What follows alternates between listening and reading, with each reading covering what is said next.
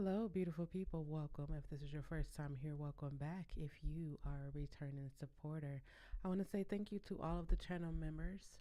I hope that you are enjoying the benefits of being a member of this channel. I want to say thank you to Journey with Kiki, Kimberly Davis, Happy 1178, and Lovely Samira. Thank you again for all of your love and support. Up next, we have the disclaimers, and I will be right back. Hello, beautiful people. Welcome. If this is your first time here, welcome back. If you are a returning supporter, I'm here to give you the disclaimers for this here live. Listen, I do not tolerate disrespect. That's in any way, shape, form, or fashion, whether it's towards me, towards anyone that appears on the screen, towards anyone that appears in the chat. If you have not decided to be a better person, most people will tell you to leave, but I'm going to tell you to stick around because maybe something that is said today will encourage you to do so. Now, I am not a mental health professional. I am just one woman willing to share my personal experiences to let you know two things. One, you are not alone, regardless of how much you feel like you are alone, how many times you have felt that, you are not alone. And number two, you can overcome anything that life throws at you. There will be curse words, there will possibly be tears, but knowing me, it probably will be. And my opinions are my opinions. Your opinions are your opinions. We are here to have a nurturing conversations in regards to our opinions so that we will have a better understanding of each other. That's all I got for right now. I hope that you enjoy this nurturing conversation. Let's get to it. Wait, if you haven't already, go ahead and hit that thumbs up button that helps me say suggested on YouTube. Make sure that you type in the chat, also leave a comment, and share it with your friends. That's all I got. Let's get into this conversation. I love you. Peace. Hello, beautiful people. Hello, hello, hello. Welcome. Again, if this is your first time here, welcome back. If you are a returning supporter, I am Chelle. I am Aisha, also known as Chelle, and this is the Nurturing Conversations podcast. I'm sorry, my eyes have been watering all day. They've been burning and watering all day. So I will be doing this quite often. I don't know why they've been doing that. Maybe I just needed to cry or something. I don't know. But okay, today's nurturing conversation, we're going to talk about unrealistic expectations. And a lot of these topics that I talk about on the Nurturing Conversation podcast are things that I have personally experienced or things that I have personally overcome. And I feel like if I share them with somebody, maybe it'll encourage you to find the strength to overcome, let you know that you can overcome, and just be a great testament to life and all that life brings us. So, when I was thinking about unrealistic expectations, if you don't know, I am currently on a journey of healing and self discovery. This is year number 3. It has been one of the greatest decisions outside of therapy that I've made in the longest time. Um, I realized that I have placed a lot of unrealistic expectations, and unrealistic expectations have stopped me from accomplishing a lot of things that I wanted to do in life. Um, Many of those unrealistic expectations, I'm going to keep saying that because that's tonight's topic. Many of those expectations came as a direct result of things that I experienced, of things that I was told, of the environment in which I grew up in. There were a lot of things that caused me to look at life in a different view. And as I began to, travel the road of healing and self discovery, I had to come to grips. Hello, MLW fisherman. I had to come to grips with my expectations. Many of you know if you've been here before. I had to come to grips with the expectations that my parents weren't your average American, average parents. Periods. I'm doing this because most people um, say average, but my parents weren't regular parents. My childhood wasn't regular. When you think of your mother and father, you probably think like, yeah, they're gonna buy me everything I want. They're gonna give me. They're gonna protect me. They're gonna do all of these different things. And so my expectations for them, for me, was unrealistic. I'm saying that now as a 42-year-old woman. And that's because I had so many expectations of what, you hear like um, your mother is supposed to make sure you have all of like everything. You're supposed to buy you anything. And it was really bad. It was really bad because I was the only girl. And so everybody around me thought that I was just like the spoiled one. Like I just got special treatment because I was the only girl, when in reality, it was not like that at all. Um, it was the guys that got special treatment, and I feel like I got pushed into being stronger, being more. I don't know what the word I'm looking for here, but I got pushed into being more independent. That's what I'll say. I got pushed into being more independent. And so, being pushed into being independent, my expectations of life, my expectations of people, situations were definitely different. I I was sharing with someone. I got interviewed on another person's podcast, and they were asking me about my life or whatever. And I was sharing with them how I went to predominantly white schools, right? So I'll leave with my unrealistic expectation. I feel that as human beings, we all have this thing on the inside of us. Like, yeah, there's people out here who hate people because of their race or all of that, right? But I really feel at the core, like we all just have love. We just need to tap into it, right? So when I was in high school, I went to predominantly white schools. I grew up in the hood. I grew up surrounded by African American people. That's where I grew up. So to when I first went to predominantly white high school, it was a complete culture shock for me. I went there like, I'm gonna do good. I'm gonna have the opportunity to show and prove. And then when I got there, it was just what I did not expect. It was firsthand experience in racism. It was met with I not feeling good enough to be at the school. Um, it was ooh, I should have. I think I said in my disclaimers there will be tears. Um, it was just a lot. It caused me to look at myself. Like I am very confident in myself. But being in a predominantly white environment, it definitely changed the way that I look at myself. It changed the way that I look at my life. It changed the way that I looked at life, period, because I definitely was able to notice the difference in in education, in the school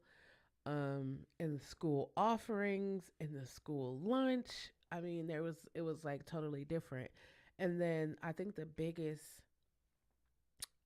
expectation was that they were going to accept me for who I was. And I say that because, I was like, I'm going to be here. I'm going to go to class and the teacher's going to, there's not going to be favoritism. It's just going to be a regular class. But boy, was I mistaken. So that was like my first real like experience with racism. Other than that, I was in the hood. We wasn't really, not saying at the hood, but you know what I'm saying, if you know what I'm saying.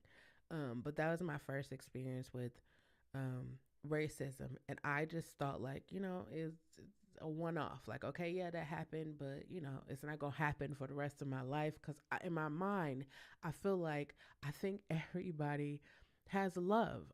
I really feel like everybody has love on the inside of them. They just really need to tap into it, or they need to heal, and then the love will show through them.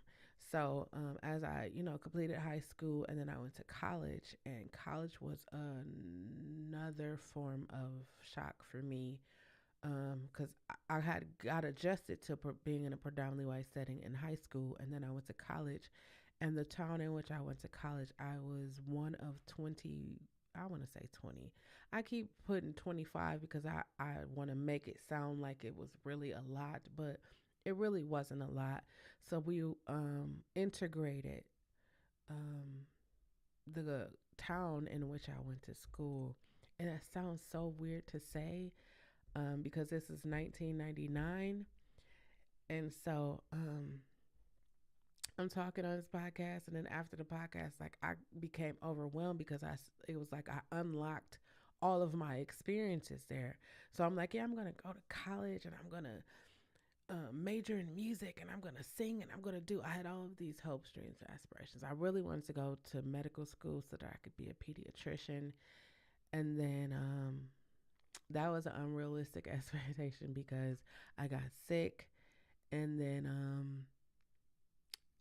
being sick as a young person or as a teenager, it definitely changed how I looked at life. I think it was more so me being able to see my mother as I'm sick and they telling her what's going on with me, and then just the sheer look of terror in her face. And then that kind of like changed my. I don't think I could go to.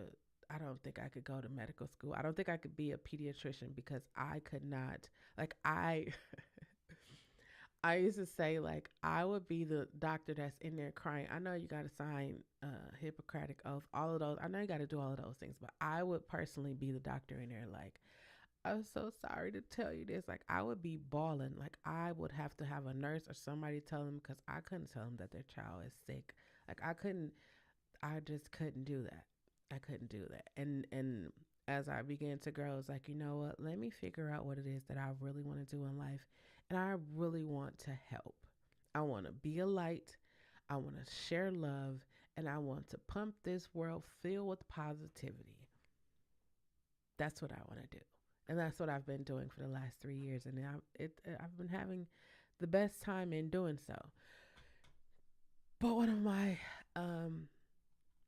in doing that, one of my unrealistic unrealistic expectation is that people will receive positivity well.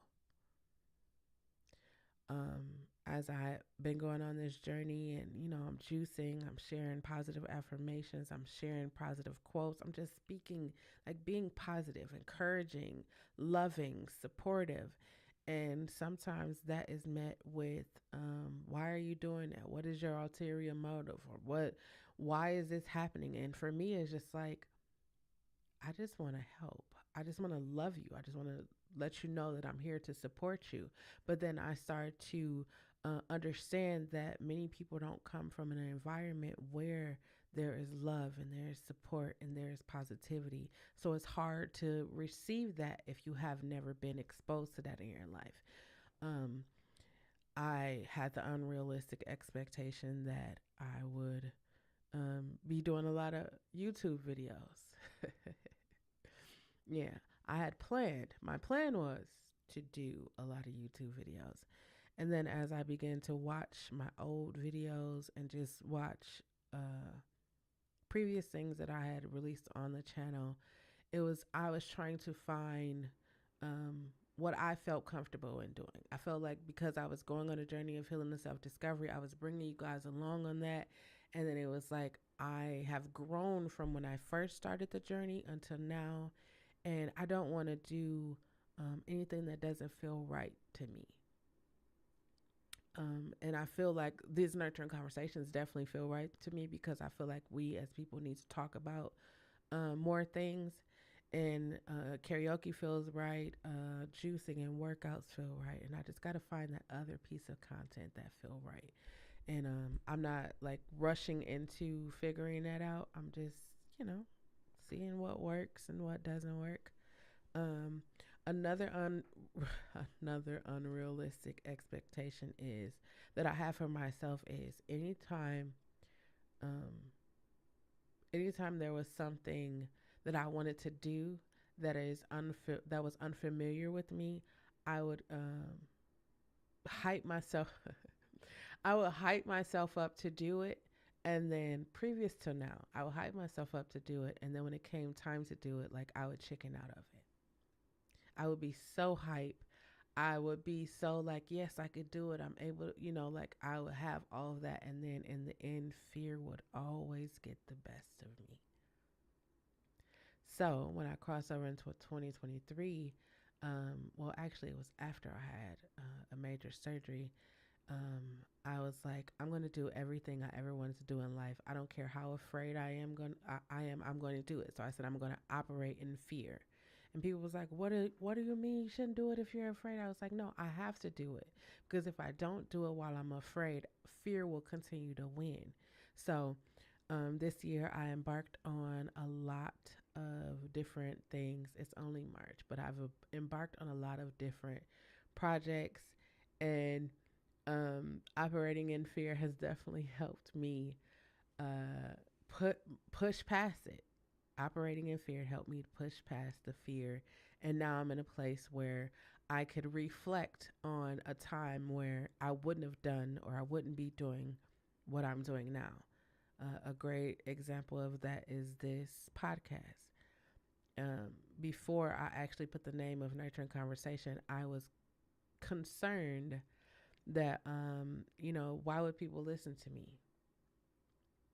Why would people listen to me? Why would they tune in? Am I that funny or am I that entertaining or am I even saying anything that will connect with people? Like these are the thoughts and things that were going through my head. And then um, my expectation became if I can just reach one person. That was my expectations, just one. Before I was like, yeah, everybody gonna love it because I'm talking about positive stuff and I'm sharing steps on how you can change your life and you can heal and definitely go to therapy. And I'm like, everybody gonna love it. And then as I, ventured out, it was like some people are comfortable where they are. Some people are comfortable um, walking through life numb. Some people are comfortable on a hamster wheel. Some people are just comfortable with where their life is right now. And for me, I won't be comfortable. I won't be comfortable until I can see generations of my family healed, until I can see generation of my family living to their truest potential. And until that happens, I won't get comfortable. I mean, I really feel like I have so many things that I want to do. Um, and, when you're sitting and you're making like January comes and it's like New Year's resolutions or vision boards, or you have this manifestation of things that you want to do, and then you do them with the expectations that they will happen, right? And then something happens in your life and you're like, oh, I don't know if I'm going to do that, or I don't know if I can do that, or I don't have the finances to do it. It's always something that keeps us from being or obtaining those things. And for me, it was fear. Fear was my unrealistic expectation. And it's so wild because I would say that I want to do these things and then I'd be presented with the opportunity. And here recently, um, before if I get presented with an opportunity, I would like, ooh, I need to, ooh, my, it was like a little, hesitation there. But now it's like, no, I'm going to do this. I said I wanted to do it, got it on my wall, my vision, got it on my vision board. This is what I want to do. And so I was presented with the opportunity. And then, it's like, can I really do this? Like, I don't feel like there's anything wrong with asking yourself those questions because sometimes we need to ask ourselves these questions, right? Like, do I really want to be a millionaire? Because most people be feeling like, once I get rich, all of my problems that I have right now is going to be good. But they don't realize that when you get more money becomes more problems because now you got those people that bought you a sandwich when you was 12 and they want to make sure that they got the interest from 12 and you like 30 now. You got everyone who thinking that you're supposed to take care of them, you're supposed to just give them money. You got the IRS, you got the government, there's so many things that come with being a millionaire, but everyone just looks at the glitz and glamour and, oh, I can take care of my bills. People be like, money can't buy happiness. And people actually be like, money can buy happiness because if all you want in life is to be able to take care of your family, you will be happy with money. Me, I don't, I would love to have a lot of money. I would. I'm not going to act like I wouldn't. I would love to have a lot of money. And I would definitely love to like reinvest into other small businesses. I would definitely like to set up scholarships for people that are going to school. It's so many different things that I would love to do. Of course, I would travel, and of course, I would like make sure I'm good and my family good. But there's so many other things that I would love to do. Like I don't want to just be rich, just so I can be like, yeah, I'm rich. I want to be rich so I can like. I don't want to be. I want to have a lot of money. That's what I'm going to say. I would like to have enough money where I could just be a blessing to other people. That's what I want to do. I want to help other businesses. I want to help musicians. I just want to help. Like, I really feel like my ultimate goal in life is to be a helper. Help people figure out their business, help people figure out, even help people figure out their YouTube. Now, one of my realistic expectations that I real life am like um, overcoming or still figuring out is the one where it's like you automatically believe that you're going to fail. And so I would tell myself, how could I fail if I haven't even tried yet? Like, how am I already preparing to fail if I've never even tried? It's like having those conversations with yourself, right? Sorry, I feel like my lip split. It's like having those conversations with yourself, right? It's like you want to start a YouTube channel. We all sick with YouTube. You want to start a YouTube channel, but it's like, oh, I don't have the lights, or I don't have the camera, or I don't have a topic, or I'm not as funny as that person, or I don't eat those kind of foods. And you're giving yourself all of those reasons as to why you can't start a YouTube, instead of saying, you know what, I have this phone, I can prop it up on a book, or prop it up on you got a tripod, prop it up, and just hit record. Hi, Trish. Just hit record. What am I going to talk about? First, I'm going to introduce myself and tell people what they're going to see on the channel. And then call it an introduction, ask people to follow me, subscribe, hit the notification bell, and boom, you done already completed your first video. Just that simple. I know people like to say it's easier said than done, but here's my process with that, right? For me, when I think of something, when I say I am going to score a documentary, right? The moment I say that, I'm going to figure out how I can, the next moment, I'm going to be figuring out how I could score a documentary, what I need to do, who I need to talk to, what I need in order to be able to complete that. That's what I'm going to do. Like, it's people be like, oh, it's easier said than done to walk away from something that you love. Um, I want to say that if the something that you love is causing you more harm than it is good, it should be it should be nothing for you to think of yourself than the situation that is going on. But as I was talking to someone this week, I realized that it is not we are not taught to care for ourselves. You know, that probably sounds weird, but it's like we're not literally taught to care for ourselves. We've always been taught to care for other people, care about other people's thoughts, feelings, um, care about other people's opinions. When in reality, the most important opinion is yours. The greatest love of all. I don't know if y'all heard Whitney sing that, but the greatest love of all, and in my opinion, is the love that you have for yourself. Here, I'll tell you why it's the greatest love of all. The love that you have for yourself will allow you to look after yourself. It'll allow you to keep yourself protected. It'll allow you to raise your self-esteem, your confidence. It'll allow you to accomplish the things that your wildest dream. It'll allow you to accomplish that because you have belief, faith, and trust in yourself. And then when you fully love yourself, it's nothing for you to love someone else. It's nothing for you to give of yourself to someone else. And when I say give of yourself, I mean like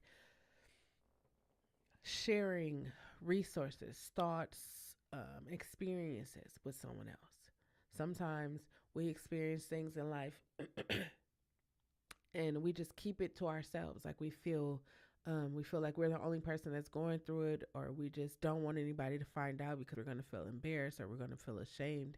And for me, I feel like that's what keeps a lot of people stagnated because they're afraid of what someone else thinks about them.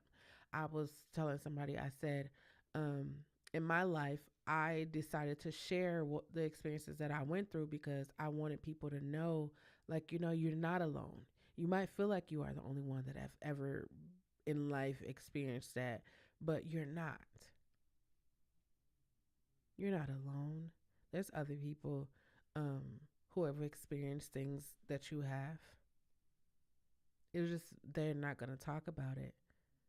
They will never. They will. It's in the back of their mind, hidden behind a vault. No one will ever get to it. And for me, I feel like I had this thought, and I was like, if I feel like this, I wonder how many other people feel like this. I wonder how many other people feel like um, their parents failed them. When I was growing up, I definitely was like, yeah, my parents failed me. They completely failed me. But then when I went to therapy, as I began to go to therapy and as I began to understand the human experience and understand my parents, it was like, no, they did the best that they could and they set me up for greatness. My parents set me up for greatness. It's like I was thinking, like, when you're younger, you like eight, you're like 16, 17, and you're like, oh, I can't wait till I get grown so I can get out and I'm gonna get my own house. I'm gonna have my own family. That's one thing that I be hearing that I have heard a lot in my life is people wanting their own family. And it's like, oh, I'm gonna make my own family. Um, and then they grow up and then they make their own family. They make their own family and it's not what they thought it was going to be. People have expectations of like, yeah, I'm going to get this job, I'm going to be rich. And then they get the job and then they realize like it's a dead end job and they're going to keep working the job because it's like I have no other source of income. I don't have any other skills and talents. So let me just stay here. And I feel like a lot of times we get comfortable. I've been at this job for 5, 7 years, but I want to start my own business. I want to like become an entrepreneur. I want to like become a part. I want to be a streamer. I want to be an influencer, a social media influencer. I want to do that, but who's going to listen to me? Why would they listen to me? These are questions that I was asking myself. Who's going to listen to me? Why would they listen to me? Will people really tune in to hear what I got to say? And then the more I talked, the more I was just like, you know what? I got to push past fear. I really had a fear. You probably can't tell, but I really had a fear of talking, especially about myself, talking about anything that I'm doing. And I realized this while I was on the podcast and I was talking to the guy and I was like, I never really talk about the things that I accomplished in life. And I feel like that was because of my environment. I wasn't, like, I'm not like, yeah, I made history 2 times in 1 year. I probably said it maybe 3, 4, 6 times since it happened. But other than that, I don't really be talking about that. Like, they're like, tell us about your business. And I'm telling them about my business. And as I'm talking about my business, I was like, oh my God, I done won 2 awards.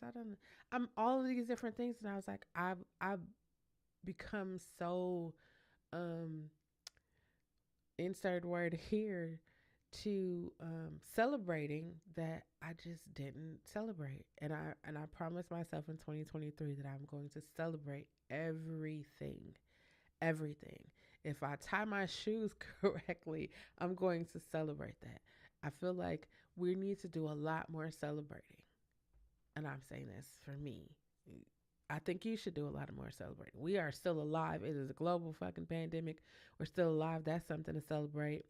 I'm celebrating coming up. It'll be a year since my major surgery, and I'm sort of kind of getting back to normal, sort of.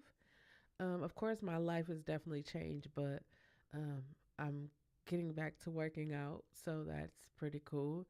Um, I definitely I definitely put a expectation of myself, an unrealistic expectation. Because well, they told me from 6 to 8 months, um, I would be able to be back to normal. That's basically what they said. I think they should have. I think they should have a clause that's like, typically 6 to 8 months, or um, results may vary. If they said that when you go to the doctor, and they always be like, oh, 6 to 8 months, you'll be better. Um, hi, hi, Tasha, how are you? If the doctors is like 6 to 8 months, the results may vary. In 6 to 8 months, you could possibly, if they said those things, be back to normal. I think I would be okay. But they was like 6 to 8 months, and then after the 6 month, I was like, okay, I'm not. I'm trying to work out. I even went live and worked out, and I was like, yeah, I'm gonna get back to it because I got to be working out. Stomach wasn't healed. Nothing was healed. I was just like, yeah, I got to do it. And then I got sad about the 7th month, and the 8th month, I was just like, oh my god, I don't even know if I'm gonna ever be able to work out again.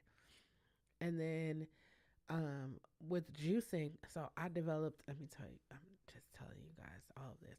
So I started the juice, right? I was doing like complete juice for the last couple of weeks until last week.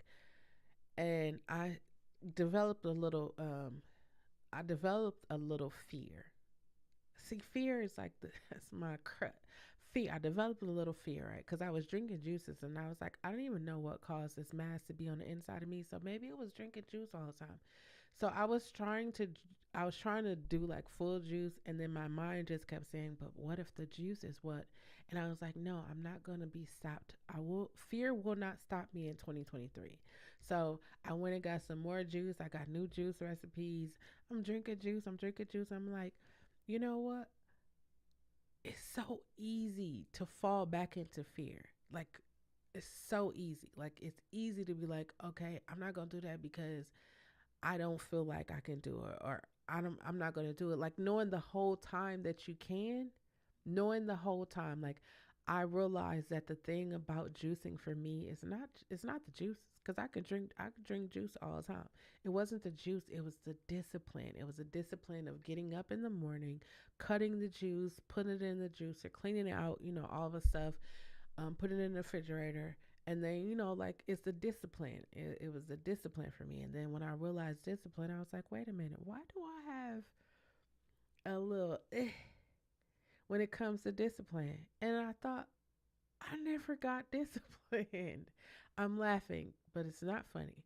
But I never received discipline when I was growing. I wasn't disciplined. I was like, whatever I wanted to do, like, no one was like, no, you can't do it. Like, I rule life, pretty much did everything I wanted to do. And so when I started thinking about discipline, it's like, who's going to, like, I'm supposed to do that to myself? I'm supposed to discipline myself. I've always done everything I wanted to do. And then I started to think about it. It's like, oh my God, that's what it is. Even with working out, it was like, it wasn't like, okay, let me go to the gym. Like, I didn't want to go to the gym. Like, everybody's like, oh, you could be my gym partner. You could do all this. I was like, no, I need to do this at home. I need to start here first and get comfortable with working out again, because whether we like to admit it or not, when you get past 40, when you get past 40, something happens in your body. Your bones start to creak. Cold when the cold hits your skin, it's like your bones just go. You ever like sitting down to stand up and your bones go? I don't know. That terrifies me. That terrifies me, and it only terrifies me because it's like, oh, when people get older, they be falling. I don't want to break a hip. It's all these different things that be going on in my mind. But I realized that if I was disciplined, if I discipline in my juicing, if I'm disciplined in what I eat, if I'm disciplined in working out, if I'm disciplined, the greatest realistic expectation I realized about myself is I used to procrastinate. Not because I wasn't able to do the job, but I used to procrastinate because there is some type of adrenaline rush. Is something that happened to me. Not recently because I don't procrastinate anymore, but when I would procrastinate, it's like that crunch time. It's like I don't even need an energy drink or nothing because I knew like the last hour, the last 30 seconds, the last 10 minutes, it was like, ooh, the excitement of it.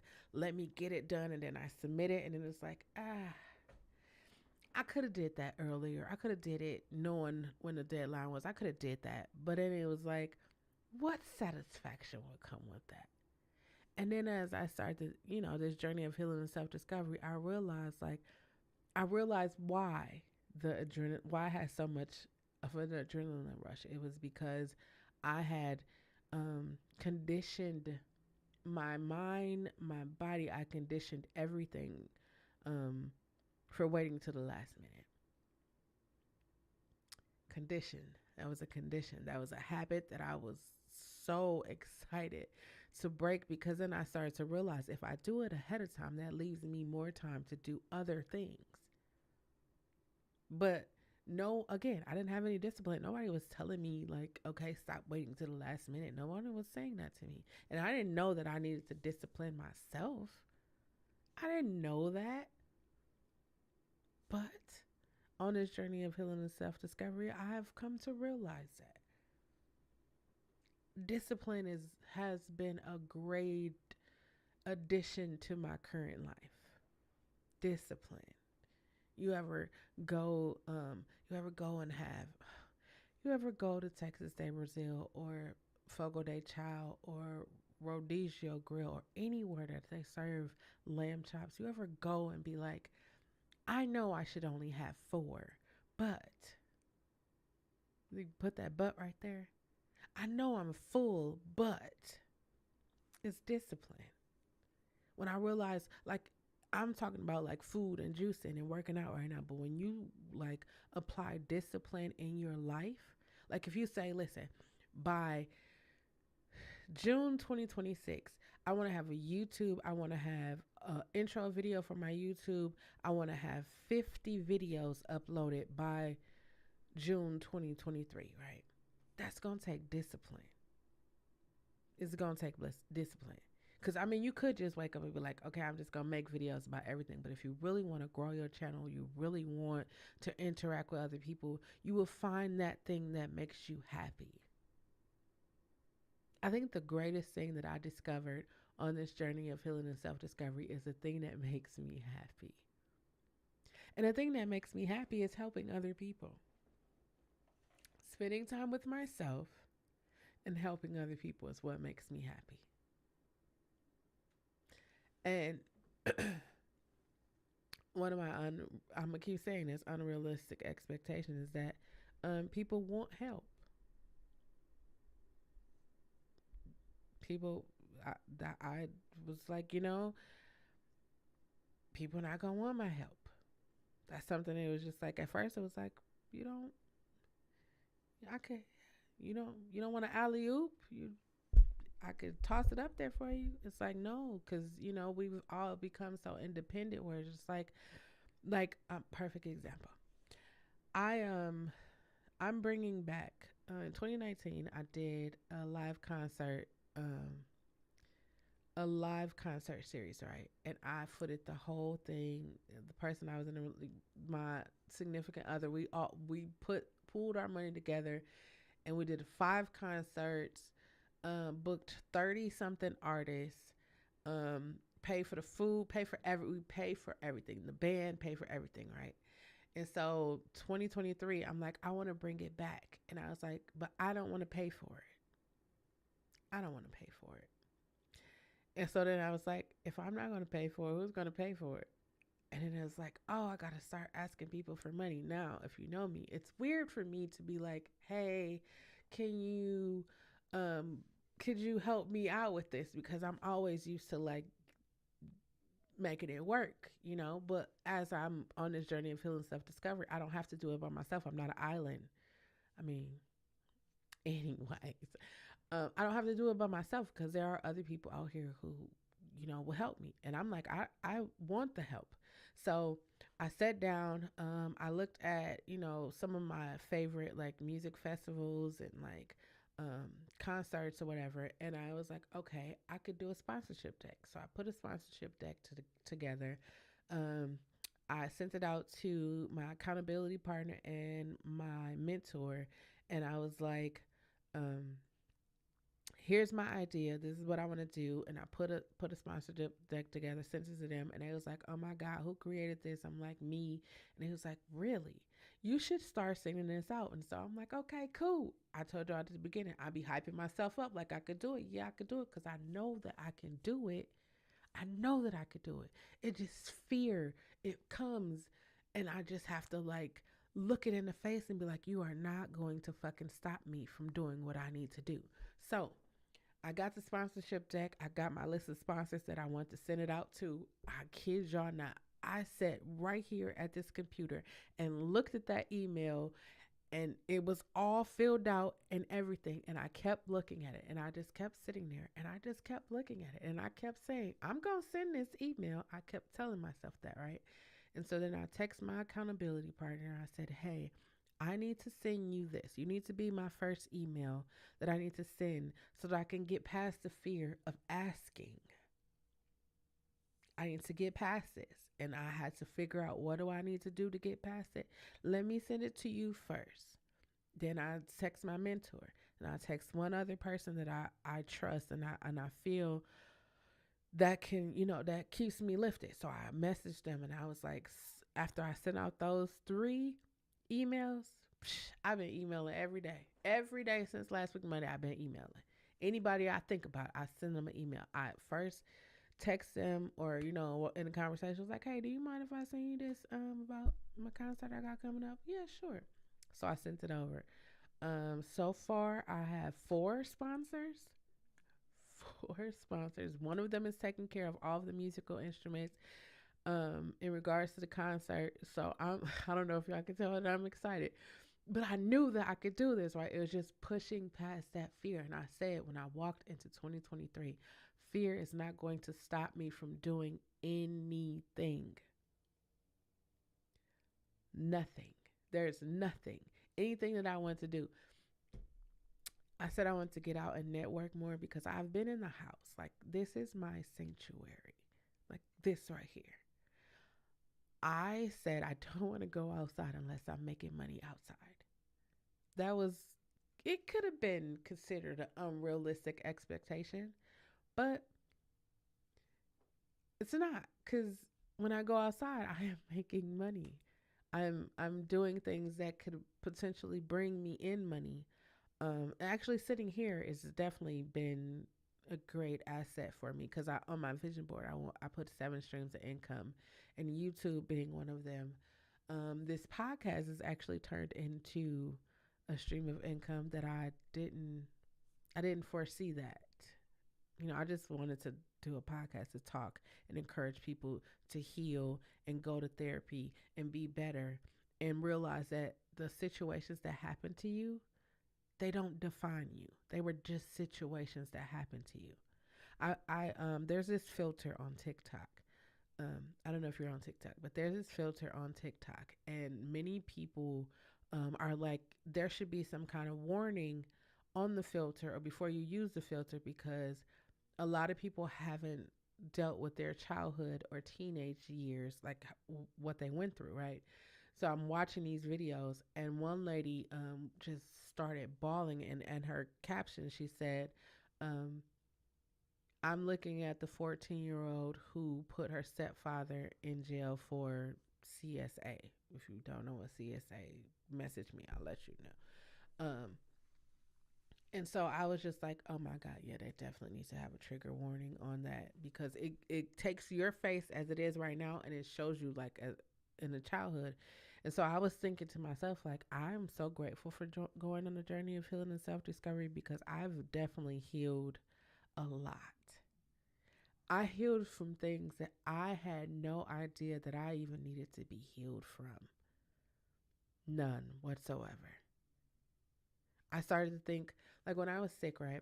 I'm sick. I have like staples from the top to the bottom, from the rooter to the. I got staples, right? I'm still trying to break my neck and do things for people. I'm going above and beyond. Just like, I'm not even thinking about myself. I just had a major surgery. I was not thinking about myself. I had this unrealistic expectation. Like, if I don't do it, no one else would do it. That was my expectations. And then I was like, hold on, wait a minute. You just had a major surgery. If these grown ass people can't take care of themselves, they don't need to, you don't need to do it. If they can't take care of their stuff, you don't need to do it. You are not their parent. You are not their girlfriend. You are not their wife. You are not any of those things. If they can't do it, hey, I ain't gonna say that that was like easy to for me to say. That was actually really hard because I've never said it before. Like when I first started telling people no, hey, could you do this? No. At first, that no was a little, no, I'm not gonna be able to do that. But then when I got in the rhythm of it, it was like no. Before you'd be like, hey, could you watch my kids? And you'd be like, no. And cause I gotta go, you be like no, and then you give them an excuse or a reason as to why you can't do it. Now I just be like no. Or my favorite, everybody who knows me know my favorite. It's a no for me. It's a no. I've learned to put myself first. And that's why I say the greatest love is loving yourself because when you put yourself first, there will be so many things that you will not do. So many things. When you really love yourself, if your boss asks you to work overtime and you know he's not gonna pay you for that overtime, and you might really like your boss is really cool. You're gonna think about yourself. You're gonna think like, I could spend more time at home. There is a movie series that I want to catch up on. I can go hang out with my mama, my kids. You could spend that time. I could put that time into starting my own business. When you really think about it. But some of us won't think about that because we be thinking about, man, that'll give me a one up when I go to apply for this supervisor position. But you already know that they don't hire like that in your job, or the positions always go to the boss's son or cousin, or we all know that's a reality. Like, that's a reality of life. I was telling someone, I was like, I think they should I don't know if it's still streaming, but I said, I think they should like hype up the Truman Show again. I think they should. I think people should watch the Truman Show. Someone said, I was talking to people about the UFOs. I don't know if y'all saw the UFOs or y'all heard about it, but um, I was like, I was talking, and I was like, the fact that people actually think that we are the only people on this planet is hilarious to me. That's hilarious to me. And if he was like, wait, you believe in aliens? Shoo, shoo. I believe in a lot of things. I do. And I don't believe in a lot of things, but I do believe that there is another being here on this planet. I mean, think about all the organisms that we got. Like, think about when they go into the deepest part of the ocean. Y'all don't start me on. I'm not going to go on a tangent with that. That's an unrealistic expectation to think that you are the only person. I'm the only person um, that feels this way. Another unrealistic expectation that people have is that they can change people. Like, I know that I can't change you. I know that I can't do that. I do know that if I say something that can inspire, I could say something that can inspire you, encourage you, or motivate you to change. I can do that. But I can't change you. I can't make you um, stop being negative. I can't make you love yourself. I can't make you do any of those things. All I can do is suggest that you should. All I can do is encourage you to. That's all I can do. I wish like if I had to like, when I was growing up, I always used to be like, I wish I could be Jean, from X-Men, where she had her own powers. She had her own powers, but then if she touched somebody, she can have those powers also. I always wanted to be Jean. I knew I didn't want to be Charles. You, you see where I was going with the X-Men. I knew I didn't want to be Charles because I could not deal with everyone's. That's like, people like, oh, I wish I could read people's minds. Oh, I don't. I wouldn't want that one. I definitely will wish to be Jean Grey, who also becomes a phoenix. But I would wish to be her just because I will want to like know. I always want to know like what other people experience. Like I want to know like other people's lives. Like even when I was going to school, right? I went to a predominantly white school, and people would think like, okay, you at a white school, so these kids are, they got, they uppity, they got all of this. And then I was looking at those kids like, damn, you ain't no different from me because we in the same boat. You just live out here and I live in the hood. And it was crazy because I connected with some of those kids like that. Even when I went to college, man, this one time I was at college, right? And one of my friends was like, what the fuck am I gonna do? Like their parents had like gave them a bunch of money just because. Like their parents gave them a bunch of money just because, and they sitting over there like, I don't know what the fuck to do with this. What am I going to do? I mean, I got everything I want, and I'm just looking like, damn, I wish somebody would send me some money like that. And he was like, you guys want to go? Yes, I do. Yes, I do. Yes, I do. But then when I think, well, when you think about it, it's like people's lives are so different, so different. Like I was telling somebody, I am so grateful. I am so grateful for growing up in a family that encouraged me to talk.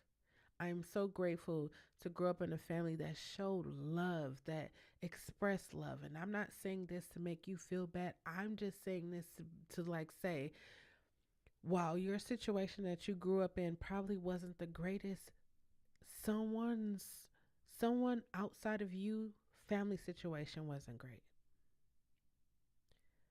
I'm grateful that I had people to ask me how my day went, what was going on with me, how was I feeling, what was I thinking, what do I want to be when I grow up. I was asking my friends like, no one has ever asked you what your hopes, goals, and aspiration was, and they was like, no, we don't even. I don't even know what that means. Like I don't.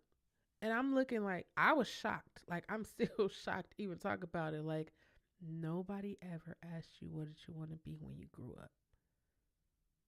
And it makes so much sense for me. It's like I just had this idea. Like I thought that people that had two parents in the household that come from, that was who parents are married, I thought their life was just amazing. I kid y'all not. It was an unrealistic expectation. I thought their life was amazing. I thought like, why would y'all have any problems? Because y'all got two parents. And then I started talking to people who had two parents in the household, and I was just like, holy shit, y'all just like me. But nobody will ever know that y'all just like me because y'all, people definitely be painting on pictures. They be definitely be putting on for other people. Me, what you see is what you get.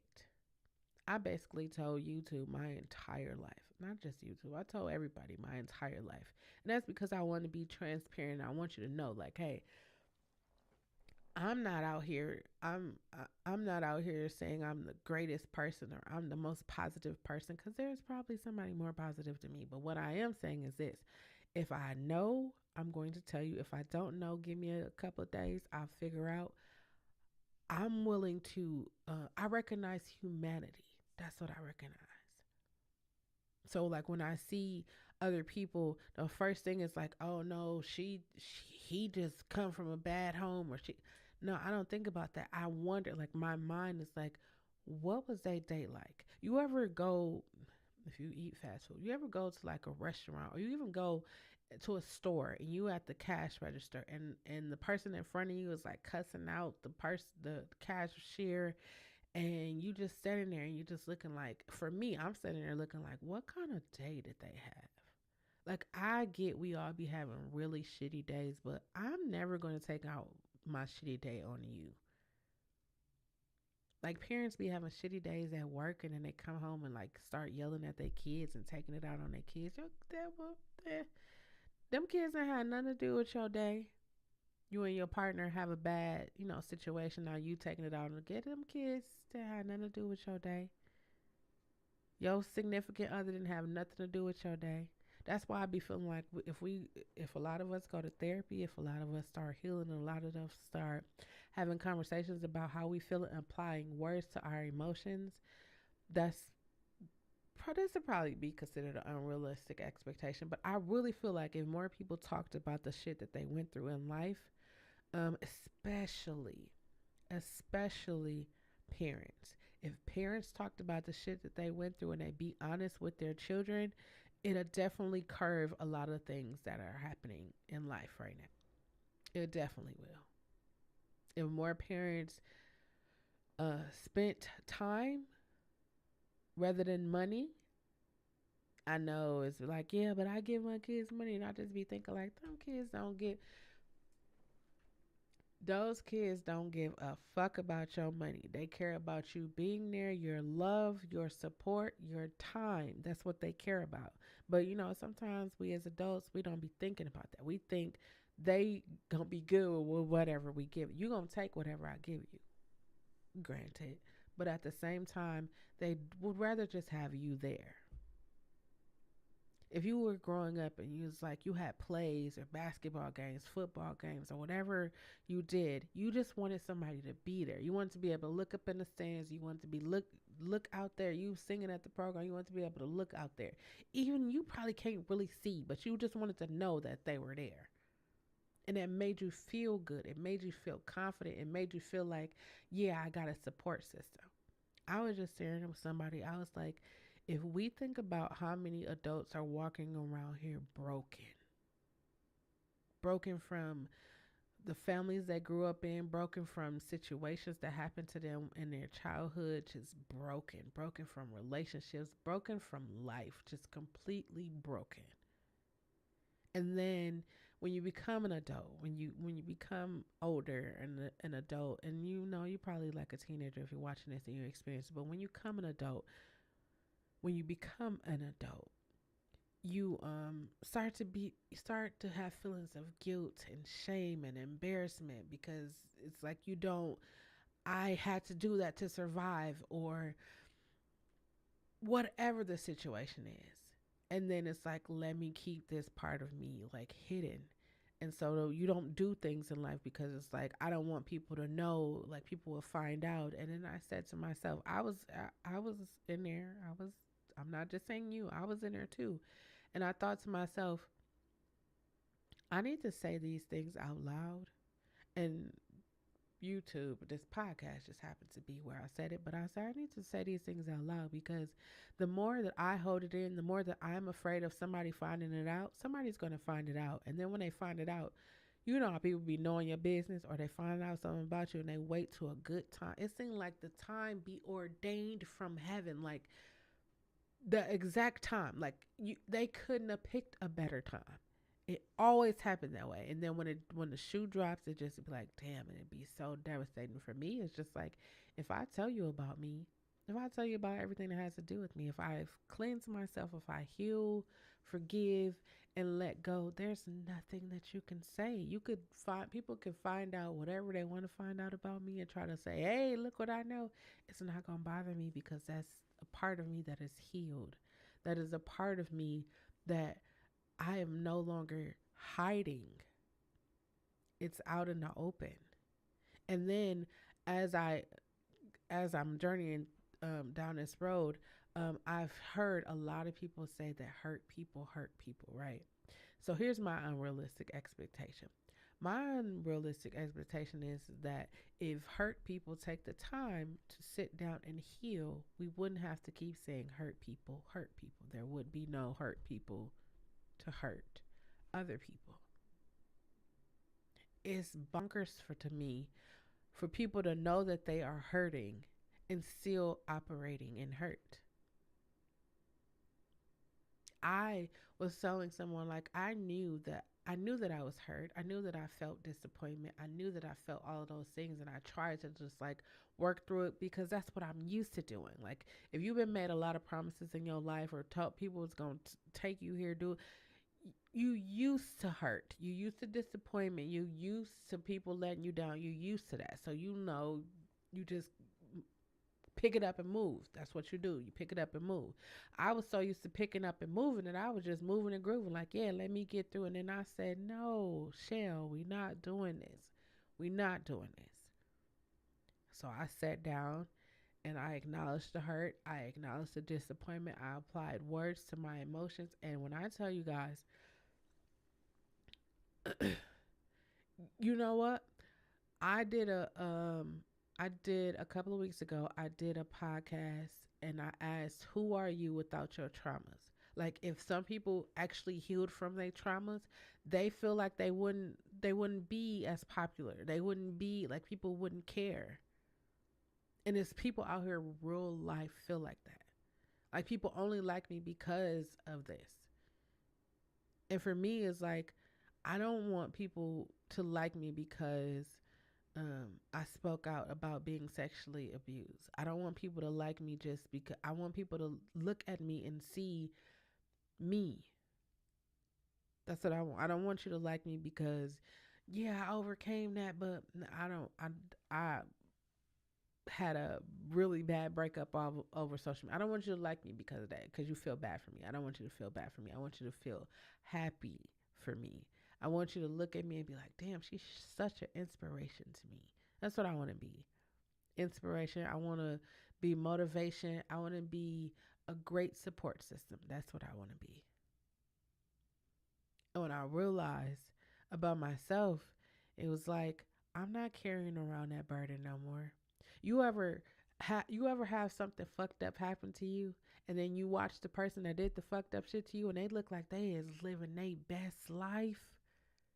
Oh, they look like oh, they look like they living their best life.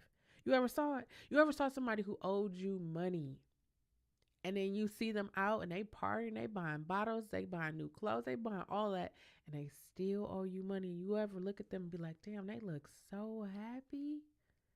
Oh, they look like they happy. They just living their life, and you sitting over there like, they owe me money. They did this to me. They made me feel. You ever had those moments?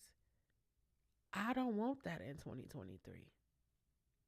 I don't want to survive a global fucking pandemic, a level one trauma surgery, a cancer scare, and still be stuck in fear. I don't want to do that in 2023. I don't have any more unrealistic expectations. Everything that I say I'm going to do, I am a woman of my word, so I'm going to do that. I'm going to do this concert series, and I'm telling y'all, I was shaking. I was literally shaking before I sent the emails out, even to my mentor and my accountability partner. I was shaking because that's something I've never done. I'm out here doing things that I knew that I could do, but I've never done them before. I literally start. There's a new platform. Um, I'll probably do a video about it. Maybe, maybe not. I don't know. But there's a new platform, and it's called Kick, right? And the payout is pretty good. Um, and I just found out about it Friday. Actually, I found out about it Thursday night, and by Friday evening, I was an affiliate over there. And so I'm telling, when I said to myself, I got it on my board right here, 7 streams of income. And I don't want to leave from right here in this space of my house, of course. I don't want to leave unless I'm making money. Everything that I do, I want to make money. And not money just so I can be like, yeah, I'm rich. I want to make money because I do want to help other small businesses. I do want to take my mother on a cruise. It's so many things I want to do. Like, there's so many things I want to do. I want to do better. I want to offer better content. I want to do so many things I want to do. There's so many things I want to do. I'm telling you, when you heal of hurts, when you heal, like you don't just be like, okay, well that happened to me. Let me just, yeah, I'm gonna forgive, but I won't forget. And I'm not telling you to forget, but what I'm telling you is this, right? When you actually go into the back of your head, and you probably like, yeah, when you go into the back of your head, that room you got back there for every disappointment, every heartache, every time somebody disrespected you, we got a room back there, and we keep memory of everything. We remember everything. Somebody stepped on your Jordans when you was like 16, and you knew they did it on purpose. So you, every time you see them, you that's that person that stepped on my Jordans. You know, I was gonna say the other word, but that's that person that stepped on my Jordans. Go into that room in the back of your head and start and just open the door and let all that shit fall out, and then just pick it up one at a time. Pick up the stuff that's falling out one at a time and deal with it one at a time. I'm not gonna tell you to open the door and deal with everything all at one time. No, you're gonna deal with it one at a time. When I began to think about um when I was like, why do I fear rejection? Why is that a fear of mine? And I thought I was able to go back to the beginning of my life where it was like I felt rejection from my parents and I knew that I was going to do whatever it takes to get their approval. I was going to do whatever it takes for no one to have any ill feelings towards me. I was going to do whatever it took. If that meant give of myself, if that meant give my money, if that meant if you needed to use my truck, whatever it was. I didn't have a truck at the time. I actually had a car, a Ford Tempo. Anyways, but if whatever I could do to make you happy, that's what I was doing. Go on a journey of healing, self discovery, go through um therapy, you people pleasing. I'm what? Why am I a people pleaser? Because I want people to like me.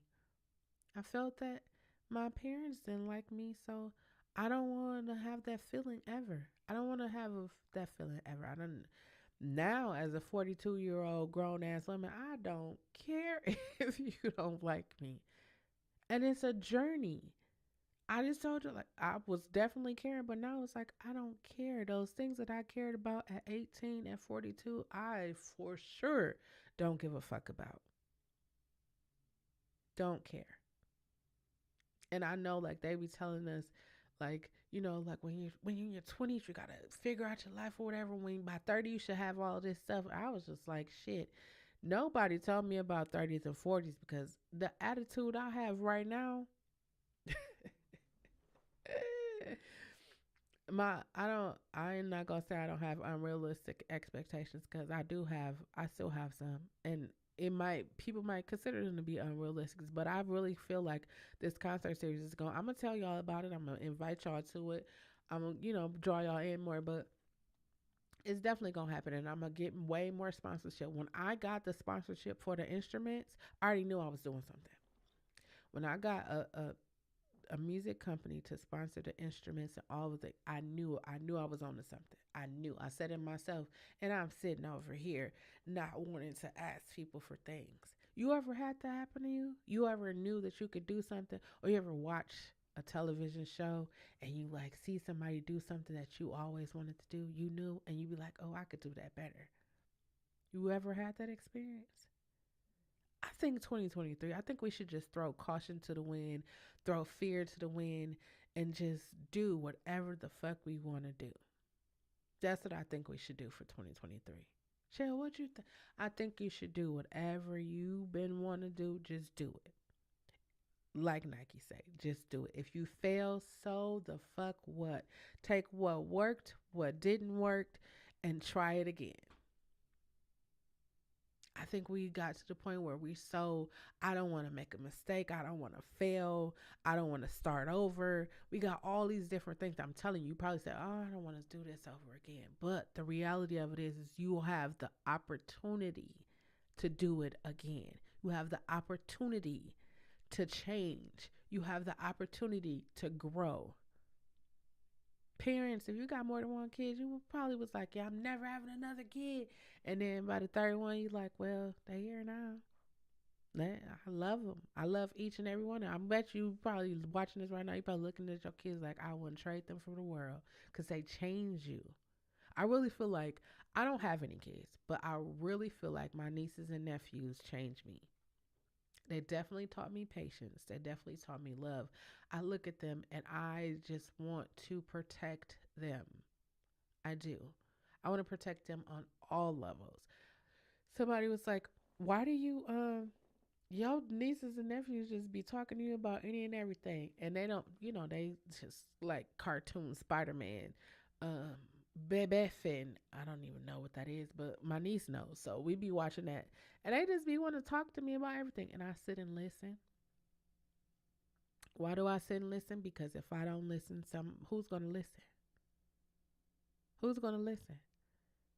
I will go to the games, the concerts. I will go to all of that because if I don't go, my nieces and nephews won't be like, my auntie never showed up. She was never there. No, I'm going to be there. And if I can't go, I'm going to make sure I see them before they go and see them after. You remember when you were growing up, you was like, man, I wish somebody would come to my events. I wish somebody would do something for me. I wish. Right now in my life, I'm fulfilling those wishes with my nieces and nephews. I'm that auntie that's gonna text them, call them, FaceTime them. My nephew become my nephew come over. He say, "I know I just came over so you could see me. That's all. I just want to see them, make sure they okay."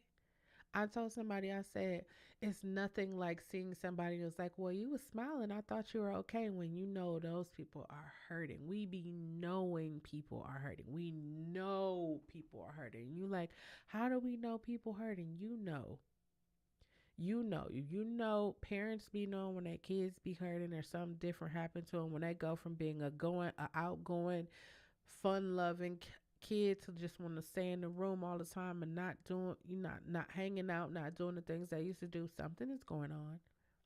We know. We be at work, our coworkers, something be going on, and we don't. And you ever had that moment where it's like somebody dropping your spirit? I'm trying to explain. Somebody dropping your spirit, they drop on your mind and they drop in your heart, and you just be like, I should call them, right? You ever had one of those moments? Call them, text them, pull up on them, whatever, because we never know.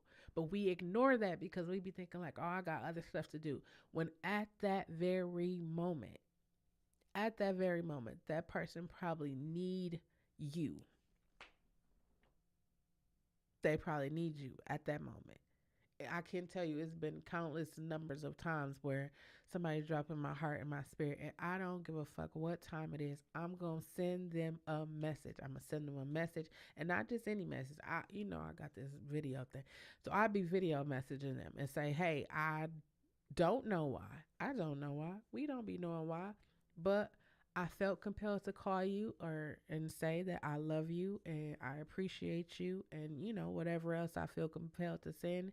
And then every time it's a message that was timely. One time I got timely and then it was a heart. Cuz we never know. We all are going through this thing called life.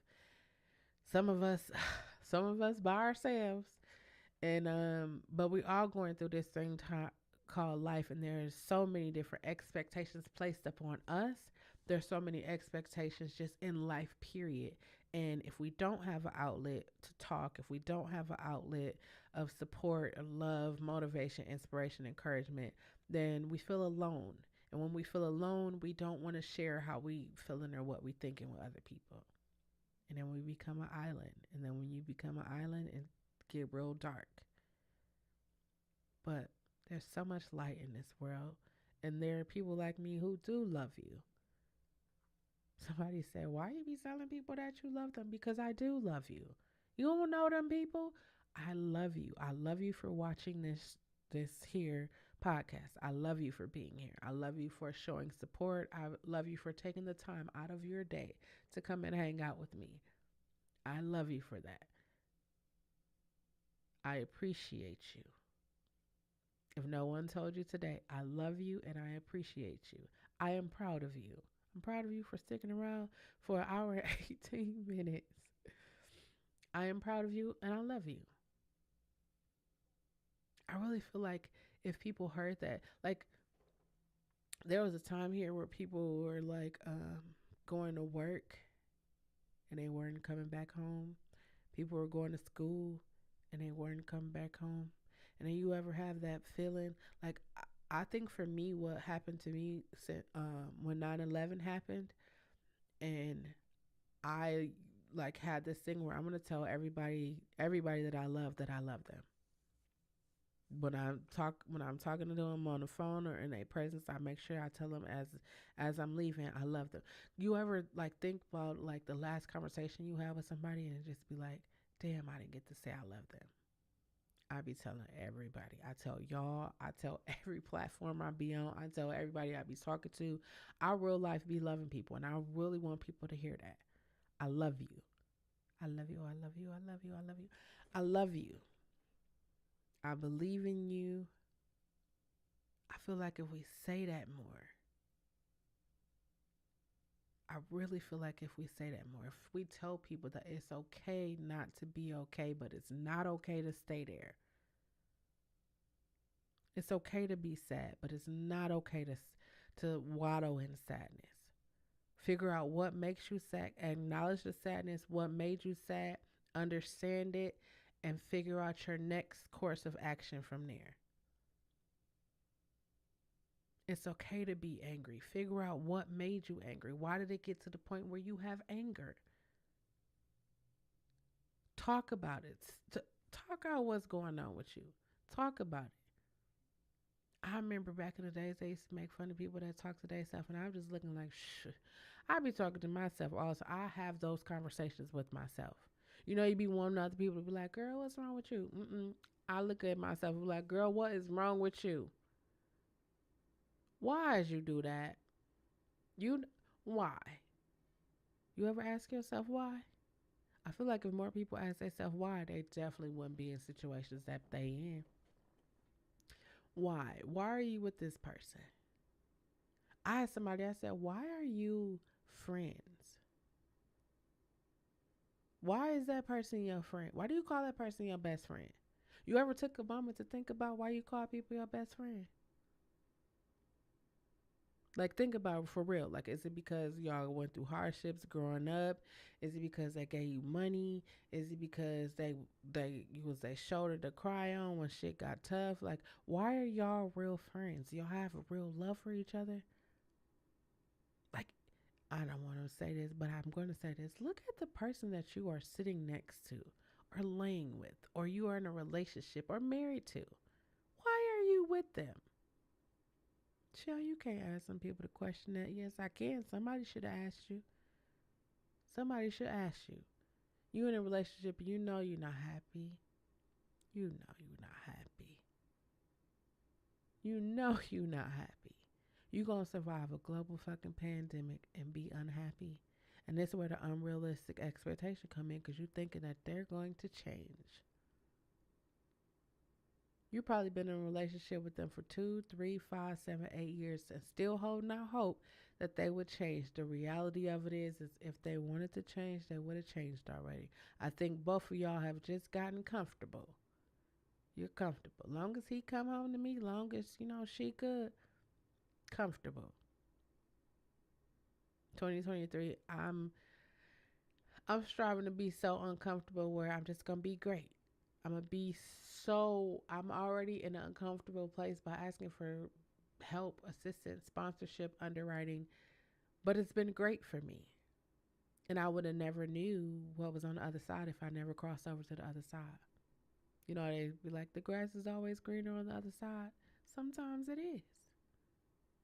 Sometimes you have to venture on over there to see.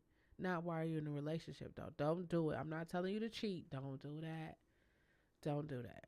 I'm not telling you to step out of nothing. What I am saying is if you know that you're not happy in that relationship, in that job, in that career, in that major, because people don't be happy in their majors. They just be going because they thinking about the money that they're going to get after they get out of college, but you got to make it through college in order to get to the money. I would suggest you do what you love. Every day when you wake up, do what you love. Do what's in your heart. As long as it's not harming anybody else, but do what's in your heart. If you want to wake up and just go feed the homeless, or you want to go and take care or go to the I don't know if you can go to the but like help other people, less fortunate people. That's what I'm saying. If you want to do that, here's my advice. Don't take a camera with you. I know it's so tempting to do. I know we see it all the time. But for me, this is just my opinion, right? I don't think like they, I don't think, I don't think we be thinking when we just be having a camera all up in people's faces, right? I know a lot of time we feel like, oh, I'm doing you a great service and you should be happy that I'm actually doing this. But in reality, they're still human beings. People, people who are outside Some of them don't want to be outside. Some of them have mental illness and they don't, that's undiagnosed. And some of them have diagnosed mental illness that they need help with. Think about that before you put a camera in somebody's face. And I do things for people all the time, but I'm not want to be like, oh yeah, I did this for you. But no, it's like I would be mortified. I'm gonna say that I would be mortified if like I was doing something and somebody had a camera and was like, "Oh well, how do you?" No, no. I have this thing where I just like put myself in other people's shoes. I don't. It's not like I try to do it. I think it's just a part of me. That's just me. Like I think about how would I feel. How would I feel if I was somebody standing outside with a sign and I'm just trying to get some food. I'm just trying to get some money. First thing people be like, oh, they're going to smoke and drink. They're going to do all of that. I don't give a fuck what you do with it. I really don't. Because we don't be saying that when we pay our landlords and give our boyfriends, baby daddies, sisters, cousins. We don't be saying none of that.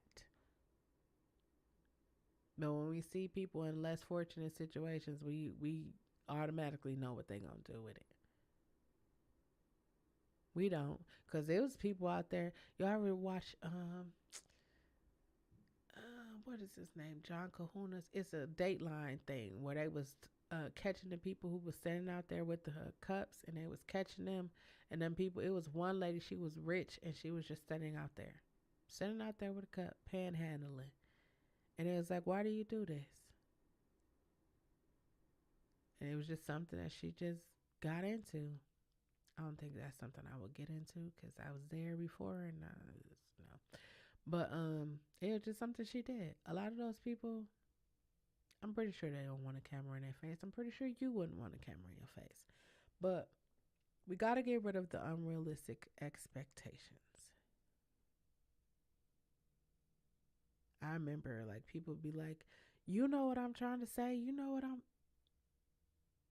I can't read minds. I'm not a mind reader. That's why I be telling people to use your words. Because if you don't use your words, nobody will ever know what you're thinking, what you're feeling. Nobody won't know because we're not mind readers. You comparing, well, you knew? No, no, no. I don't know. You got to tell me. People be getting mad at me because I don't know. You got to tell me. You know what I'm talking about. I don't know what you're talking about. You got to tell me. Break it down for me. Help me to realize it. Because if you don't, I'm not going to be assuming. Mm-mm. I'd rather you talk to me and tell me about it. I was thinking about a situation that happened a couple of years ago, and I kept replaying the situation in my mind, and I was like, why is. And then it dawned on me like something else happened that I was not aware of, and that's why that took place. I wasn't aware of what was going on. I just happened to be an innocent bystander. I was literally an innocent bystander, and some other stuff had took place, and I was just caught in the crossfire of it. Wasn't trying to be. I was just in the wrong place at the wrong time. I was in the right place at the wrong time, and I was just thinking about it like, man, that could have been something totally crazy, but I have the ability to communicate. So I was like, hey, hey, hey, this ain't got nothing to do with me. I just came for the food. I got really good on this journey of healing and self discovery. I keep saying journey of healing, self discovery, unrealistic expectations, just because the more you say them, the more they stick to your memory. But on this journey of healing, self discovery, I realized that it is important to use your words. Apply emotions. Apply words to your emotions, because people won't know. People don't know. And if you feel like that's why in the beginning I said I don't tolerate disrespect, because people do a lot of disrespectful shit, and some people don't know that is disrespectful. Maybe because they grew up in a family where that's all they did was disrespect each other. They don't know. That just is normal to them. No, that's disrespectful. And then sometimes when you tell people shit is disrespectful, sometimes they'll be like, okay, I respect you enough not to. Sometimes. Sometimes they'll be like, well, this is me and you can't change me. When in reality, it's not us. We just become products of our environment. And that's what they say, products of our environment. Yeah, but we gotta let go of the unrealistic expectations. That's all I got for this evening, y'all. I was trying to keep it down to an hour and 30 minutes. But y'all know me, I like to talk. Hi, Fancy. Thanks for coming. We're just talking about getting rid of unrealistic expectations, especially in 2023. Thinking that we can change people, um, thinking that people can read our minds, thinking negatively about ourselves. I'm telling y'all, every night at 9 o'clock, I get so stuffy. I don't even know what is going on, but I get my nose, everything gets so stuffed up. That's all we were talking about. Unrealistic expectations. Feeling like you're going to be rich and you're not even doing anything to become rich. Unrealistic expectations. Thinking that everybody owe you.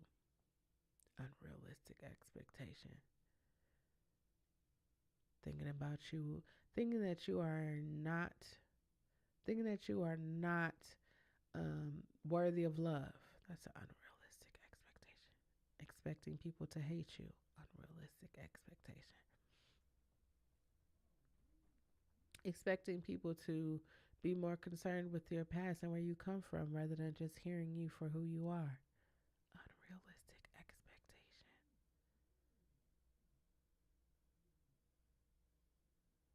Thinking that you will never be successful because of where you come from.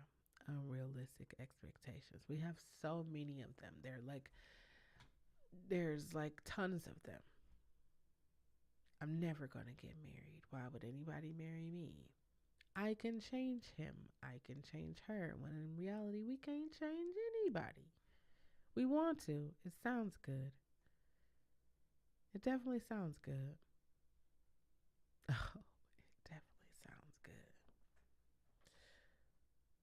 We be thinking, oh, just because I know so and so, I'm going to get the job.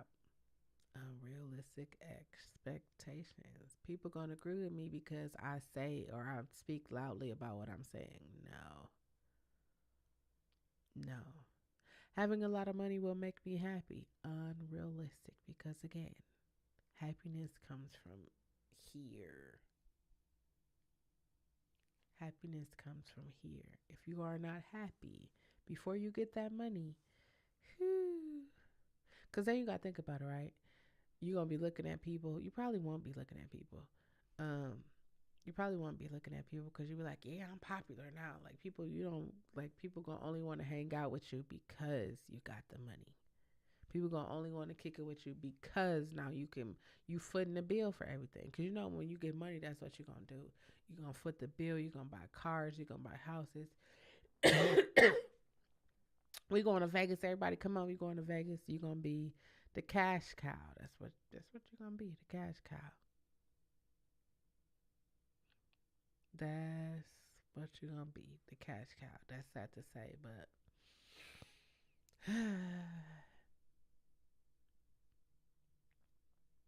that's sad to say.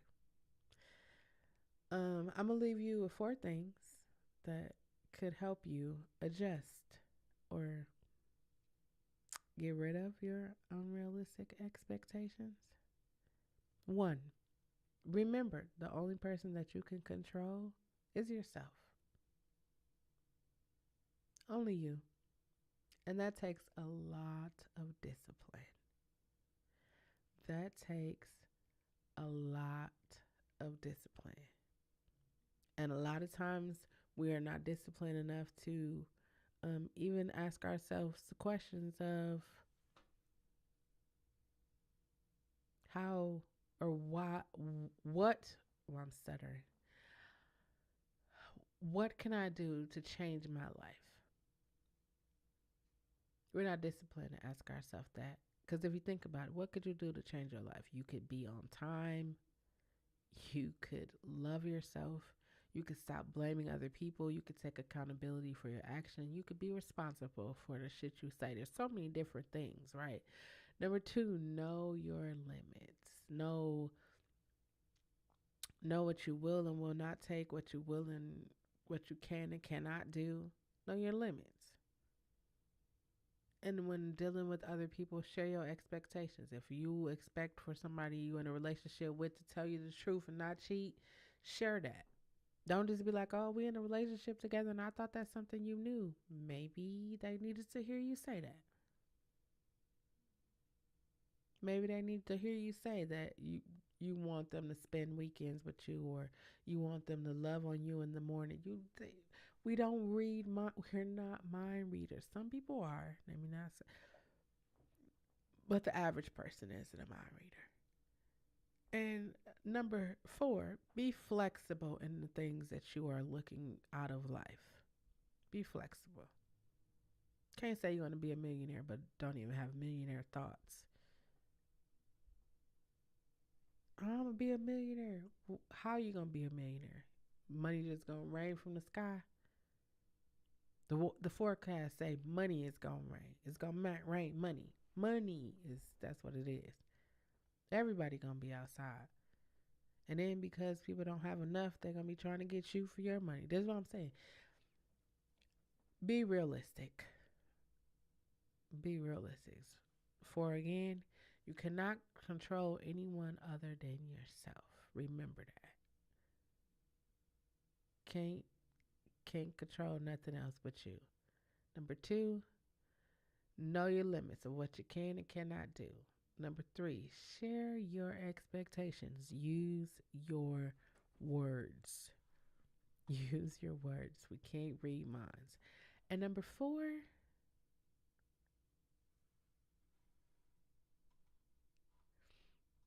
keep an open mind. Be flexible. Be flexible in your thought processes. Be flexible in the things that you expect of yourself. Don't put too much on yourself. I know I'm focusing on yourself, because that's what we need to do. We need to be more, um, my brother call it, we need to have self-preservation. We need to think about us, especially if you're a parent. If you're not together as a whole, you can't help your children to be together. If you're not happy, you can't. Your kids won't be happy because you're not happy. You could try. You could buy them everything in the world, but I guarantee you, when those kids get older, or when the people are older, and they look back and it's like, I would rather have just your love and affection than all the shit you bought me. Like, you ever buy kids toys on Christmas Day and then they only play with the box and the wrapping? Anyways, that's enough. That's all I got. That's all I got. Thank you all for being here with me. Remember that it is important for you to use your words. That is the only way that anyone will ever know what you are feeling and what you are thinking. I will never let a live video, vlog, short, podcast, or anything that I present to you go out without me telling you to love yourself. That includes your faults, your fears, and your failures. Know yourself. Trust Trust yourself, because you will never lead yourself wrong. That's that small voice, large voice, that feeling you get in the pit of your stomach, those goosebumps, whatever it is. You know whatever it is that speaks to you. Trust that, because you will never lead yourself wrong. And most importantly of all, just be yourself. Why? Because you need you. I need you. This great big old world needs you to be exactly who you were created to be. Anybody that cannot love, respect, or appreciate you for being authentically you does not deserve to be in your space. Set that boundary, stand 10 toes down on it. If you haven't already, make sure that you get your toiletries, non-perishable food items, water, disinfectants, set some cash money to the side. And if you are engaged in adult activities, make sure you wrap that shit up, because although we are in the third year of a global fucking pandemic, STDs are still on the rise. That's all I got. I hope that you had a wonderful time with this nurturing conversation. If you come back, thank you for watching it all the way through. Let me know how far you get into it. Let me know. I'm got other content that I'm going to be bringing you guys. Again, I love you. I appreciate you. Thank you for being here with me. Until next time, have a wonderful, wonderful evening. Peace.